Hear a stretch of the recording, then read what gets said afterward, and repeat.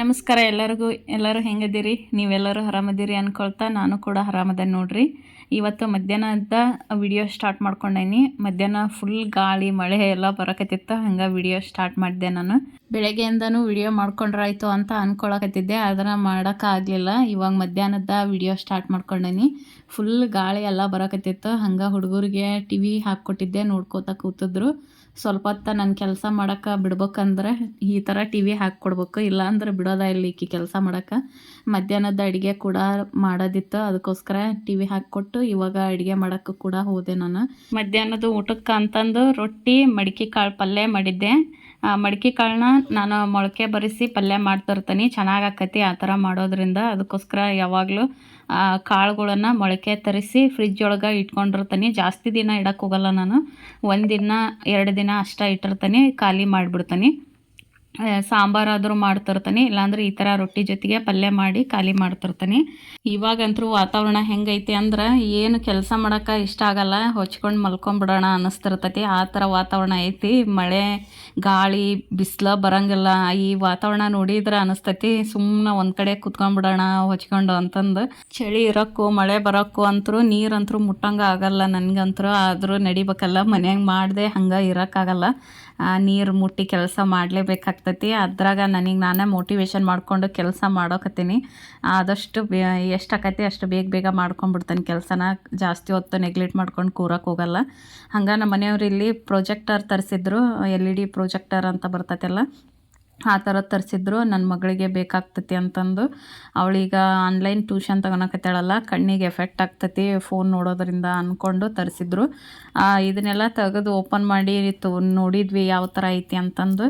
ಆದ್ರೆ ಇದು ಯಾಕೋ ನಮಗೆ ಇಷ್ಟ ಆಗಲಿಲ್ಲ ರೀ, ಅದಕ್ಕೆ ಇದನ್ನು ರಿಟರ್ನ್ ಬಿಟ್ರಾಯ್ತು ಅಂತಂದು ಮತ್ತು ಇದನ್ನು ಯಾವ ಥರ ಅವ್ರು ಪ್ಯಾಕ್ ಮಾಡಿದ್ರು ಅದೇ ಥರ ಪ್ಯಾಕ್ ಮಾಡಿ ಇಟ್ಟವಿ. ರಿಟರ್ನ್ ಬಿಡ್ಬೇಕು ಇವಾಗ.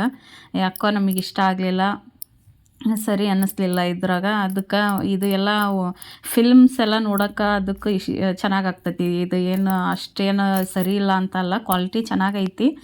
ಮೂವಿ ಎಲ್ಲ ನೋಡೋಕೆ ಅದಕ್ಕೂ ಚೆನ್ನಾಗಿರ್ತೈತಿ. ಅದರ ಕ್ಲಾಸ್ಗಳೆಲ್ಲ ಕೇಳೋಕೆ ಹುಡುಗರಿಗೆ ಅದು ಸರಿ ಅನ್ಸಲ್ರಿ. ಯಾಕಂದ್ರೆ ಇದನ್ನು ಕತ್ಲಿರ್ತೈತೆಲ್ಲ ರೂಮು, ಆ ರೂಮ್ನಲ್ಲೇ ಪ್ರೊಜೆಕ್ಟರ್ ಬಿಟ್ರೆ ಚೆನ್ನಾಗಿ ಕ್ವಾಲಿಟಿ ಬರ್ತೈತಿ. ಆ ಥರ ಕತ್ಲು ರೂಮ್ನಾಗ ಕೂರಿಸಿದ್ರಪ್ಪ ಅಂದ್ರೆ ಹುಡುಗರು ಹೆಂಗೆ ಕ್ಲಾಸ್ ಕೇಳೋಕ್ಕಾಗ್ತೈತಿ, ಬರೆಯೋಕೆ ಅದಕ್ಕೆ ಅನುಕೂಲ ಆಗಲ್ಲಲ್ಲ. ಅದಕ್ಕೋಸ್ಕರ ಬೇಡ, ಇದು ಸರಿ ಅನ್ಸಲ್ಲ ಅಂತಂದು ವಾಪಸ್ ಬಿಡಕತ್ತೀವಿ ಇವಾಗ. ಹಂಗೆ ಮೂವಿ ಏನಾದರೂ ನೋಡೋರಿದ್ರೆ ನೀವು ಬೇಕಾದ್ರೆ ತಗೋಬೋದು, ಚೆನ್ನಾಗೈತಿ. ಮೂವಿ ನೋಡೋಕ್ಕೆಲ್ಲ ಚೆನ್ನಾಗೈತಿ. ಅದು ಕತ್ಲು ರೂಮ್ನ್ಯಾಗ ಕುತ್ಕೊಂಡು ನೋಡಿದ್ರೆ ಫುಲ್ ಕ್ಲಾರಿಟಿ ಐತಿ ಅದು. ಹಂಗೆ ಇವತ್ತು ಶೇಂಗಾ ಚಟ್ನಿ ಮಾಡ್ಕೊಂಡ್ರಾಯ್ತು ಅಂತ ಮಾಡ್ಕೊಳಕತ್ತೀನಿ. ಶೇಂಗಾ ಎಲ್ಲ ಸುಲ್ಕೊಂಡಿದ್ದೆ ನಾನು, ಕಾಯಿದ್ವು ಶೇಂಗಾಕಾಯಿ ಸುಲ್ಕೊಂಡು ಇಟ್ಕೊಂಡಿದ್ದೆ ನಿನ್ನೆನ. ಶೇಂಗಾ ಪುಡಿ ಬೇಕು ನೋಡ್ರಿ ನಮಗಂತರೂ. ರೊಟ್ಟಿ ಜೊತೆಗೆ ರೈಸ್ ಜೊತೆಗೆಲ್ಲ ಊಟ ಮಾಡೋಕೆ ಸ್ವಲ್ಪ ಮೊಸರು ಇದ್ಬಿಟ್ರಪ್ಪ ಅಂದ್ರೆ ಚೆನ್ನಾಗಾಗ್ತೈತಿ ಇದಕ್ಕೆ. ಇದನ್ನು ಶೇಂಗಾ ಚಟ್ನಿ ಹೆಂಗೆ ಮಾಡ್ಕೊಳ್ಳೋದು ಅಂತಂದು ಸಿಂಪಲ್ಲಾಗಿ ಹೇಳ್ಕೊಳಕತ್ತೀನಿ ಇಲ್ಲಿ. ಚೆನ್ನಾಗಿ ಮೀಡಿಯಮ್ ಉರಿ ಇಟ್ಕೊಂಡು ಶೇಂಗಾನ ನೀಟಾಗಿ ಹುರ್ಕೋಬೇಕಾಗ್ತೈತಿ. ಹುರ್ಕೊಂಡಾದ್ಮೇಲೆ ಇದಕ್ಕೆ ಉಪ್ಪು, ಖಾರ ಪುಡಿ, ಜೀರಿಗೆ, ಬೆಳ್ಳುಳ್ಳಿ ಇದನ್ನೆಲ್ಲ ಹಾಕಿ ಸ್ವಲ್ಪ ತರಿಯಾಗಿ ಮಿಕ್ಸಿ ಮಾಡ್ಕೋಬೇಕಾಗ್ತೈತಿ. ಇದನ್ನು ಫುಲ್ಲು ನುಣ್ಣಗೆ ಮಾಡ್ಕೊಂಡ್ರೆ ಪೌಡ್ರ್ ಮಾಡ್ಕೊಂಡ್ರೆ ಚೆನ್ನಾಗಾಗಲ್ಲ. ಅದಕ್ಕೋಸ್ಕರ ಈ ಥರ ನಾನು ತೋರಿಸಿದ್ನೆಲ್ಲ ಆನ್ ಮಾಡೋದು ಆಫ್ ಮಾಡೋದು, ಈ ಥರ ಮಿಕ್ಸಿನ ಆನ್ ಆ್ಯಂಡ್ ಆಫ್ ಮಾಡ್ಕೋತಾ ಮಿಕ್ಸಿ ಮಾಡ್ಕೊಂಡ್ರೆ ಚೆನ್ನಾಗಾಗ್ತೈತಿ ನೋಡಿರಿ. ಇದಕ್ಕೆ ಕೊತ್ತಂಬರಿ ಸೊಪ್ಪು ಬೇಕಾದರೂ ಹಾಕ್ಕೋಬೋದು. ನೀಟಾಗಿ ಕೊತ್ತಂಬರಿ ಸೊಪ್ಪನ್ನ ತೊಳೆದು ನೀರೇನು ಇರಬಾರ್ದು ಆ ಥರ ಆರಿಸ್ಕೋಬೇಕಾಗ್ತೈತಿ. ಕೊತ್ತಂಬರಿ ಸೊಪ್ಪನ್ನ ನೀರು ಇರದೇ ರೀತಿ ಎಲ್ಲ ಒಣಗಿಸ್ಕೊಂಡು ಅದನ್ನು ಕೂಡ ಹಾಕಿ ಮಿಕ್ಸಿ ಮಾಡ್ಕೋಬೋದು, ಚೆನ್ನಾಗಿ ಟೇಸ್ಟ್ ಆಗ್ತೈತಿ. ಒಂದು ವಾರ 15 ದಿನದ ಮಟ್ಟ ಇಟ್ಕೊಂಡು ತಿನ್ಬೋದು. ನನಗೆ ಕೊತ್ತಂಬರಿ ಸೊಪ್ಪು ಹಾಕಿದ್ರೆ ಏನೋ ಸ್ವಲ್ಪ ದಿನಕ್ಕೆ ಹಾಳಾಗಿಬಿಡ್ತೈತಿ ಅನ್ನಿಸ್ತೈತಿ, ಅದಕ್ಕೋಸ್ಕರ ನಾನು ಹಾಕಲ್ಲ. ಬೇಗ ಖಾಲಿ ಮಾಡೋರಾದರೆ ಬೇಕಾದ್ರೆ ಹಾಕಿ ಮಾಡ್ಬೋದು. ನಾನು ಇಲ್ಲಿ ಒಂದು 15 ದಿನಕ್ಕೆ ಆಗೋಷ್ಟು ಜಾಸ್ತಿ ಮಾಡ್ಕೋತೀನಿ, ಅದಕ್ಕೋಸ್ಕರ ನಾನು ಕೊತ್ತಂಬರಿ ಸೊಪ್ಪು ಹಾಕಲ್ಲ, ಹಂಗೆ ಮಾಡ್ಕೊಂಡೇನಿ. ಸ್ವಲ್ಪ ಇದಕ್ಕೆ ಉಪ್ಪು, ಖಾರ ಪುಡಿ ಚೆನ್ನಾಗಿ ಹಾಕಬೇಕು, ಬೆಳ್ಳುಳ್ಳಿ, ಜೀರಿಗೆ ಇದನ್ನು ನೀಟಾಗಿ ಹಾಕಿ ಮಿಕ್ಸಿ ಮಾಡ್ಕೊಂಬಿಟ್ರೆ ಚೆನ್ನಾಗಾಗ್ತೈತೆ ನೋಡಿರಿ ಶೇಂಗಾ ಪುಡಿ. ಇವತ್ತಿನ ಮಧ್ಯಾಹ್ನದ ಊಟಕ್ಕೆ ಜೋಳದ ರೊಟ್ಟಿ, ಮಡಿಕೆ ಕಾಳು ಪಲ್ಯ, ಹಾಗೆ ಶೇಂಗಾ ಪುಡಿ, ಮೊಸರು, ಕ್ಯಾರೆಟು, ಸೌತೆಕಾಯಿ ಇದನ್ನೆಲ್ಲ ಊಟ ಮಾಡಿಕೊಂಡು ಸ್ವಲ್ಪ ಹೊತ್ತು ರೆಸ್ಟ್ ಮಾಡಿದೆ ನಾನು. ರೊಟ್ಟಿ ಮಾಡಿದ್ರಪ್ಪ ಅಂದ್ರೆ ಸ್ವಲ್ಪ ಹೊತ್ತು ರೆಸ್ಟ್ ಮಾಡಲೇಬೇಕಾಗ್ತೈತಿ. ನಿಂತ್ಕೊಂಡು ರೊಟ್ಟಿ ಮಾಡ್ತಾನಲ್ರಿ, ಈ ಹಳ್ಳಿ ಕಡೆ ಅಂದ್ರೆ ಒಲೆ ಇರ್ತಾವೆ, ಕುತ್ಕೊಂಡು ಆರಾಮಾಗಿ ರೊಟ್ಟಿ ಮಾಡ್ಕೊಂಡು ಬಿಡ್ಬೋದು. ಈ ಗ್ಯಾಸ್ ಕಟ್ಟೆ ಮೇಲೆ ನಿಂತ್ಕೊಂಡು ರೊಟ್ಟಿ ಮಾಡೋದಂದ್ರೆ ಕಾಲು ನೋವು ಬಂದುಬಿಡ್ತಾವೆ, ಲೇಟ್ ಆಗ್ತೈತಿ. ಸ್ವಲ್ಪ ಹೊತ್ತು ರೆಸ್ಟ್ ಮಾಡಿದೆ. ಸಂಜೆ ನನ್ನ ಮಗಳು ಇಲ್ಲಿ ಆಟಾಡಕತ್ತಾಳ ನೋಡ್ರಿ. Hi. ತಿರುಗಿ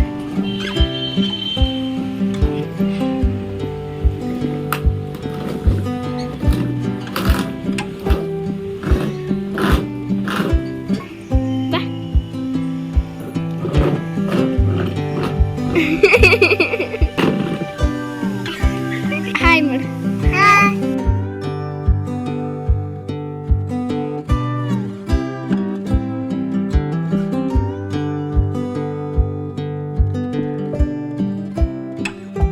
ಇಲ್ಲಿ ಸಂಜೆ ಆದ ತಕ್ಷಣ ಮೊದಲು ಕಸ ಎಲ್ಲ ಗುಡಿಸಿ ಮುಖ ತೊಳ್ಕೊಂಬಂದು ದೇವ್ರ ಮುಂದೆ ದೀಪ ಹಚ್ಚಿ ಚಹಾ ಮಾಡ್ಕೊಂಡು ಕುಡಿದ್ವಿ. ಕುಡಿದಾದ್ಮೇಲೆ ಇಲ್ಲಿ ಸ್ವಲ್ಪ ಗ್ರಾಸರಿ ರೀಫಿಲ್ ಮಾಡೋದತ್ತ ಅದನ್ನ ಮಾಡಕತ್ತೇನೆ. ಇಲ್ಲಿ ರವೆ ಅವಲಕ್ಕಿ ಖಾಲಿ ಆಗಿತ್ತು, ಅದನ್ನ ತರಿಸಿದ್ದೆ. ಅದನ್ನೆಲ್ಲ ಬಾಕ್ಸಿಗೆ ಹಾಕಿ ಇಟ್ಕೊಳಕತ್ತೀನಿ. ಈ ಸಲ ರೇಷನ್ ಒಳಗೆ ಸ್ವಲ್ಪನ ತರಿಸಿದ್ದೆ ನಾನು ರವೆ ಅವಲಕ್ಕಿನ, ಜಾಸ್ತಿ ತರ್ಸೋದು ಬೇಡ ಅಂತಂದು. ಅದು ಬೇಗ ಖಾಲಿ ಆಗಿಬಿಡ್ತು, ಅದಕ್ಕೋಸ್ಕರ ಇನ್ನೊಂದು ಸ್ವಲ್ಪ ತರಿಸಿದ್ರಾಯ್ತು ಅಂತ ತರಿಸಿ ಇವಾಗೆಲ್ಲ ಬಾಕ್ಸಿಗೆ ಹಾಕಿ ಇಟ್ಟೆ. ಹಂಗೆ ಇವತ್ತು ಸ್ವಲ್ಪ ಕೆಲಸ ಇತ್ತು, ಬಟ್ಟೆ ಎಲ್ಲ ಮಡಿಸಿಟ್ರಾಯ್ತು ಅಂತ ಅಂದ್ಕೊಂಡಿದ್ದೆ.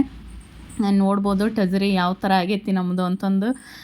ಈಗ ಟ್ರಿಪ್ಪಿಗೆಲ್ಲ ಹೋಗಿದ್ವಲ್ಲ ಆವಾಗೂ ಮತ್ತು ಫಂಕ್ಷನ್ನಿಗೆ ಓಡಾಡಿವೆಲ್ಲ, ಅವಾಗೆಲ್ಲ ಏನೇನು ಬಟ್ಟೆ ಬೇಕೋ ಅವನ್ನ ತಗೊಳ್ಳೋದು ಹಾಕ್ಕೊಳ್ಳೋದು, ಮತ್ತು ಅದನ್ನು ನೀಟಾಗಿ ಮಡಿಸ್ದೆ ಹಂಗೆ ದುಂಡು ಮಾಡಿಡೋದು, ಆ ಥರ ಮಾಡಿಬಿಟ್ಟವಿ ಅವಸರಕ್ಕೆ.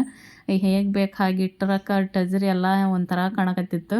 ಇವತ್ತು ಹೆಂಗಿದ್ರು ಟೈಮ್ ಐತಿ, ಬೇಗ ಬೇಗ ಎಲ್ಲ ಕ್ಲೀನ್ ಮಾಡಿ ನೀಟಾಗಿ ಮಡಿಸಿಟ್ಕೊಂಡು ಬಿಡೋಣ ಅಂತಂದು ನಾನು ನನ್ನ ಮಗಳು ಸೇರಿ ಇವಾಗ ಮಡ್ಸಕತ್ತೀವಿ. ಅದ್ರ ಜೊತೆಗೆ ನನ್ನ ಮಗಳು ಚಿಕ್ಕ ಮಗಳು ಕೂಡ ನೋಡ್ಬೋದು ಹೆಂಗೆ ಮಾಡಕತ್ತಾಳ ಅಂತ. ಅವಳಿಗೆ ಒಂಥರ ಕ್ಯೂರಿಯಾಸಿಟಿ, ನಾವೇನಾದರೂ ಈ ಥರ ಡೈಲಿ ಮಾಡದೇ ಇರೋ ಅಂಥ ಕೆಲಸಗಳನ್ನು ನಾವು ಮಾಡಕತ್ತಿದ್ರಪ್ಪ ಅಂದ್ರೆ ಫುಲ್ ಖುಷಿಯಿಂದ ನೋಡ್ತಾ ಇರ್ತಾಳೆ, ಕುಣ್ದಾಡ್ತಿರ್ತಾಳೆ ಮನೆ ತುಂಬ. ಆ ಥರ ಇಂಟ್ರೆಸ್ಟ್ ತೋರಿಸ್ತಾಳೆ ಆಕಿ.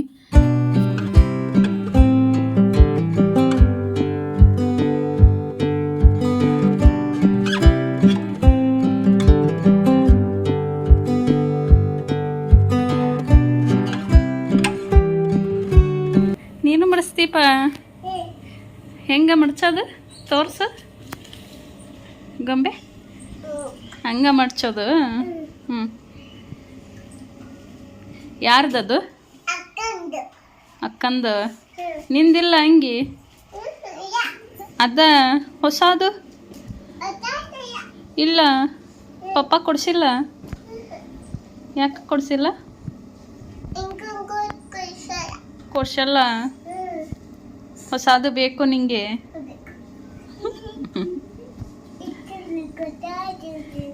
ಹೌದಾ? ಹ್ಞೂ ಮಡ್ಚ್ರಿ. ಹ್ಞೂ. ಹಾಗೆ ಇವತ್ತು ಕೆಲಸ ಮಾಡ್ತಾ ಇವತ್ತಿನ ಟಾಪಿಕ್ಕಿನ ಬಗ್ಗೆ ಮಾತಾಡೋಣ. ಏನಪ್ಪ ಅಂದ್ರೆ ತಮ್ನೇಲ್ನಲ್ಲೇ ಹೇಳೇನಿ ನಾನು.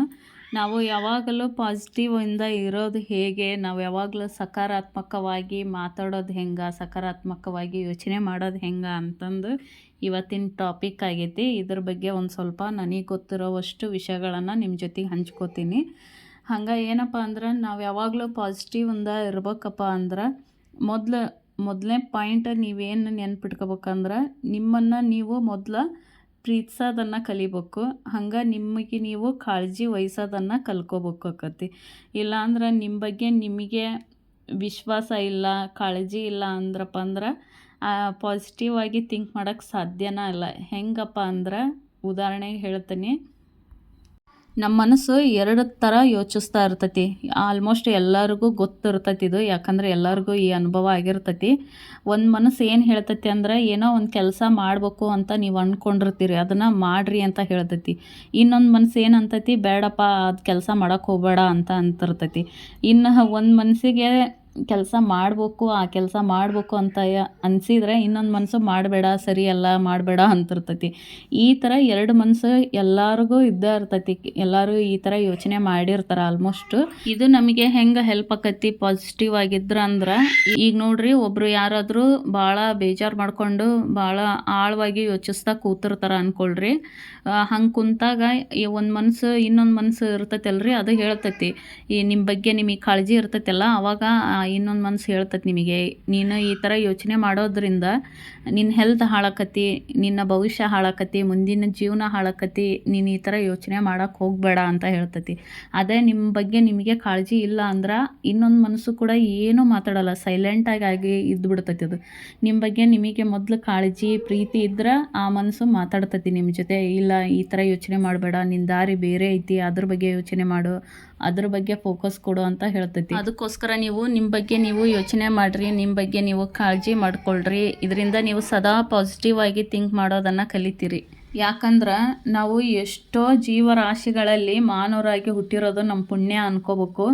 ಯಾಕಂದ್ರೆ ನಮಗೆ ಒಂದು ಜೀವನ ಸಿಕ್ಕೈತಿ, ನಮಗೆ ಒಂದು ಯೋಚನೆ ಮಾಡೋ ಬುದ್ಧಿಶಕ್ತಿ ಐತಿ, ನಾವು ನೀಟಾಗಿ ಬದುಕನ್ನು ಸಾಗಿಸ್ಬೇಕಾಗ್ತೈತಿ. ಯಾರ್ದೋಗೋಸ್ಕರ ಯಾರ್ದೋ ಇದಕ್ಕೋಸ್ಕರ ನಾವು ಬದುಕಕ್ಕೆ ಹೋಗ್ಬಾರ್ದು, ನಮಗೋಸ್ಕರ ನಾವು ಬದುಕಬೇಕು. ಯಾರ ಬಗ್ಗೆನೂ ಯೋಚನೆ ಮಾಡೋಕ್ಕೆ ಹೋಗ್ಬಾರ್ದು, ಸರಿಯಾದ ದಾರಿಯಲ್ಲಿ ಹೋಗ್ಬೇಕು ಅಂತ ಹೇಳ್ತೀನಿ. ಯಾಕಂದ್ರೆ ಈಗ ಬೇರೆಯವ್ರ ಬಗ್ಗೆನ ಬರೀ ಯೋಚಿಸ್ತಾ ಕೂತಿರ್ತಾರೆ ಕೆಲವೊಬ್ಬರು. ಅವ್ರ ಮನೆ ಹಿಂಗೆ, ಇವ್ರ ಮನೆ ಹಿಂಗೆ, ಅವ್ರ ಮಕ್ಳು ಹಿಂಗೆ, ಇವ್ರ ಮಕ್ಳು ಹಿಂಗೆ, ಆ ಥರ ಯೋಚನೆ ಮಾಡೋದ್ರ ಬದಲು ನಮ್ಮ ಬಗ್ಗೆ ನಾವು ಯೋಚನೆ ಮಾಡಿದ್ರೆ, ನಮ್ಮ ಬಗ್ಗೆ ನಾವು ಒಂದು ಮುಂದಿನ ಜೀವನದ ಬಗ್ಗೆ ಕನಸು ಕಂಡ್ರಪ್ಪ ಅಂದ್ರೆ ಅದು ಖಂಡಿತ ಸಕ್ಸಸ್ ಆಗ್ತೈತೆ. ಅದನ್ನು ಮಾಡಬೇಕು ಹೊರತು ಬೇರೆಯವ್ರ ಬಗ್ಗೆ ಯೋಚನೆ ಮಾಡಿದ್ರೆ ಅವ್ರು ಬೇರೆಯವ್ರು ಬೆಳೀತಾ ಹೋಗ್ತಾ ಇರ್ತಾರೆ, ನಾವು ಮಾತಾಡ್ತಾ ಇಲ್ಲೇ ಕೂತಿರ್ತೀವಿ ಅವ್ರು ನೋಡ್ಕೊಂಡು.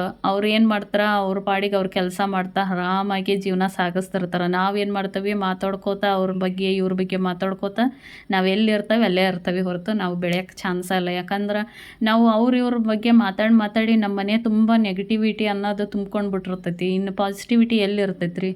ನಾವು ಮಾತಾಡಿ ನಮ್ಮ ಮನ್ಯಾಗ ನಾವು ನೆಗೆಟಿವಿಟಿನ ಇನ್ನೂ ಹೆಚ್ಚಿಸ್ತಾ ಇರ್ತೀವಿ.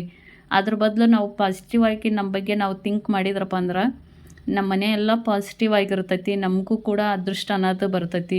ನಾವು ಏನು ಕನಸು ಕಂಡಿರ್ತೇವೆ ಅದು ಸಕ್ಸಸ್ ಆಗ್ತೈತಿ. ಈ ಯೂನಿವರ್ಸ್ ಹೆಂಗೈತೆ ಅಂದ್ರೆ ನಾವು ಏನು ಅಂದ್ಕೊಂಡಿರ್ತೇವೆ ಅದನ್ನು ನಮಗೆ ಕೊಡ್ತೈತಿ. ನಾವು ಹೆಂಗಪ್ಪ ಅಂದ್ರೆ ನೋಡ್ರಿ, ಬೇಕಾದ್ರೆ ಜಾಸ್ತಿ ನಾವು ಕೆಟ್ಟದ ಬಗ್ಗೆನ ಯೋಚಿಸ್ತಾ ಇರ್ತೀವಿ.